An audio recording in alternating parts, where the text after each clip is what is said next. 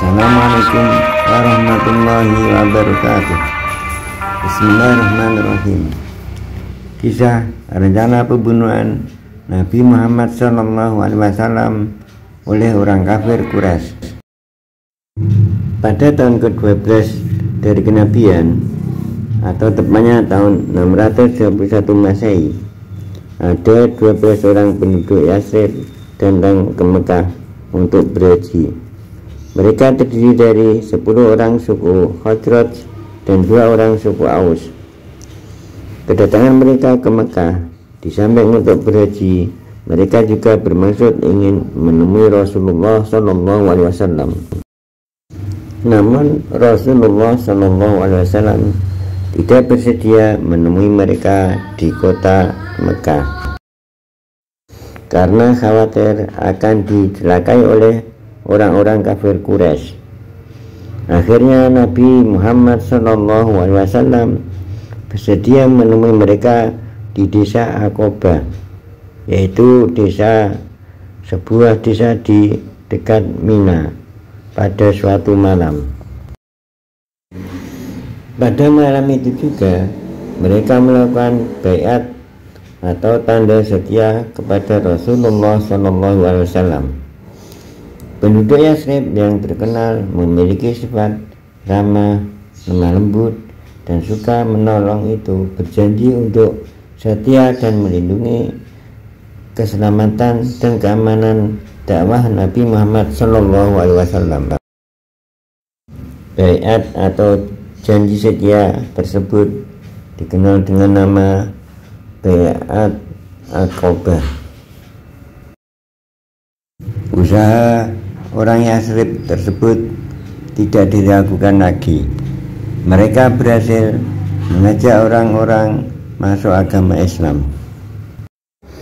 Berita tentang penduduk Yasrib yang telah banyak memeluk agama Islam akhirnya diketahui oleh orang-orang kafir Quraisy. Orang-orang kafir itu juga telah mengetahui bahwa sebagian besar kaum muslimin telah berhijrah ke Yasrib. Mereka semakin khawatir kalau Islam akan berkembang menjadi besar di Yasrib. Karena itu mereka sepakat untuk membunuh Rasulullah SAW. Pada hari Kamis, tanggal 26 Safar tahun ke-14 kenabian, bertepatan tanggal 12 September 622 Masehi, para pemuka Quraisy mengadakan pertemuan di suatu tempat yang bernama Darun Nadwah untuk membicarakan cara menyingkirkan Nabi Muhammad SAW. Pertemuan itu dihadiri oleh para pemimpin suku Bani Quraisy, Bani Naufal, Bani Asad, Bani Abdudar, Bani Mahzum, Bani Jami, dan Bani Abdi Syami. Dalam pertemuan itu, Abu Aswad mengusulkan agar Nabi Muhammad SAW diusir dari negeri Arab. Pendapat itu tidak disetujui karena jika Nabi Muhammad SAW diusir, maka beliau akan berdakwah di negeri lain. Mereka khawatir pengikutnya semakin banyak dan sewaktu-waktu beliau akan menyerang Mekah. Sedangkan Abu Buhturi mengusulkan agar Nabi Muhammad SAW ditangkap dan dipenjarakan sampai mati. Pendapat ini pun ditolak dengan alasan Nabi Muhammad SAW pasti akan ditolong oleh kaum muslimin Mekah dan Yasrib.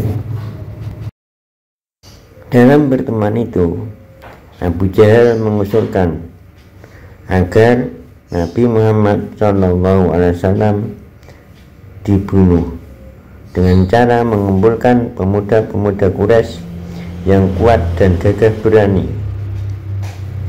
Itulah rencana jahat orang kafir Quraisy untuk menghalangi dakwah Islam sampai tega akan membunuh Nabi Muhammad SAW.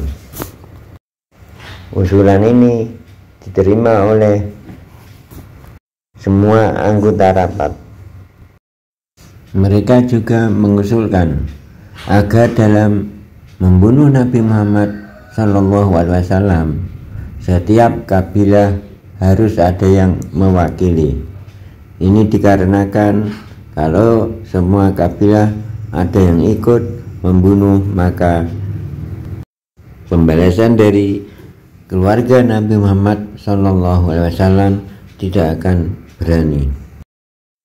Di samping itu, agar kerabat Nabi Muhammad SAW tidak bisa menuntut balas dan tidak bisa memerangi golongan Arab semuanya. Rencana pembunuhan oleh orang-orang Quraisy tersebut terhadap diri Nabi Muhammad SAW telah diketahui oleh beliau. Beliau diberitahu oleh Allah, dan Allah pun memerintahkan agar beliau berhijrah ke Yathrib atau yang sekarang bernama Madinah. Orang kafir Quraisy pun mengetahui rencana keberangkatan Nabi Muhammad SAW dari rumahnya. Pada malam itu juga, para pemuda Quraisy sudah siap membunuh Nabi Muhammad SAW dan mengelilingi rumah beliau. Dan Nabi sendiri sudah tahu kalau rumahnya sudah dikepung oleh pemuda-pemuda Quraisy dan sudah siap membunuh beliau. Maka pada malam itu juga, sewaktu akan meninggalkan rumahnya, beliau menyuruh anak pamannya yang bernama Ali bin Abi Thalib untuk tidur di tempat tidur beliau. Tujuannya supaya pemuda-pemuda Quraisy mengira bahwa yang tidur di tempat itu adalah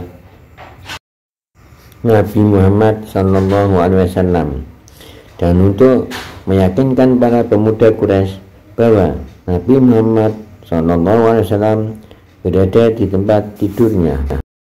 Perintah Nabi Muhammad SAW itu diindahkan oleh Sayyidina Ali bin Abi Thalib. Mereka mengganti tempat tidurnya dengan ikhlas dan penuh keberanian. Pada malam itu juga Rasulullah SAW keluar dari rumahnya, dan didapatkannya para pemuda Quraisy yang berjaga-jaga dan siap membunuh ternyata tidur pulas, sehingga tidak ada seorang pun orang mengetahui keberangkatan Nabi Muhammad SAW dari rumahnya. Sewaktu Rasulullah SAW keluar dari rumahnya, beliau membaca ayat وَجَعَلْنَا مِنْ بَيْنِ أَيْدِيهِمْ سَدًّا وَمِنْ خَلْفِهِمْ سَدًّا فَأَغْشَيْنَاهُمْ فَهُمْ لَا يُبْصِرُونَ. Quran Surat Yasin ayat 9. Setelah Nabi Muhammad SAW pergi dari rumah, terbangunlah orang Quraisy dan melihat dari jendela maupun pintu masih terlihat Nabi Muhammad SAW sedang tidur nyenyak.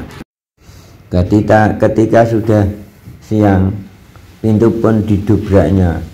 Ternyata yang di tempat tidurnya bukanlah Nabi Muhammad SAW, namun yang ada adalah Sayyidina Ali. Mereka kecewa. Kemudian mereka mencari dari seluruh penjuru di kota Arab. Rencana pembunuhan yang kedua adalah ketika Nabi Muhammad SAW bersama sahabatnya yaitu Abu Bakar bersembunyi di Gua Sur. Mereka segerombolan orang Quraisy sudah lewat di depannya dan sudah siap akan masuk. Namun ternyata di situ ada sarang laba-laba yang menutup pintu gua itu. Akhirnya mereka tidak jadi masuk.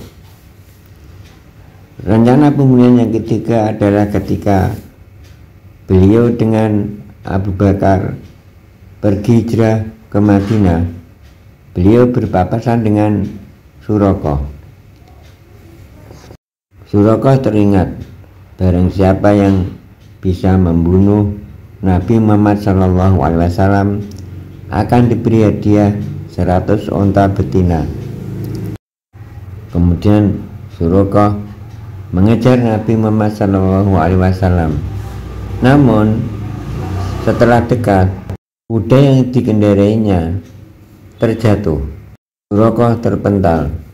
Akhirnya Suraqah minta tolong kepada Nabi Muhammad SAW. Mereka ditolongnya. Setelah ditolongnya, Nabi Muhammad pun melanjutkan perjalanan. Namun Suraqah masih penasaran karena unta 100 betina itu. Suraqah kembali mengejarnya. Begitu seterusnya, ketika akan dekat, kudanya terjatuh dan Suraqah pun terpental. Akhirnya minta tolong lagi. Ternyata rencana pembunuhan Nabi Muhammad SAW oleh orang kafir Quraisy tidak berhasil karena Allah selalu melindunginya. Demikian kisah rencana pembunuhan Nabi Muhammad SAW oleh orang Quraisy. Kurang lebihnya minta maaf. Semoga bermanfaat. Wassalamualaikum warahmatullahi wabarakatuh.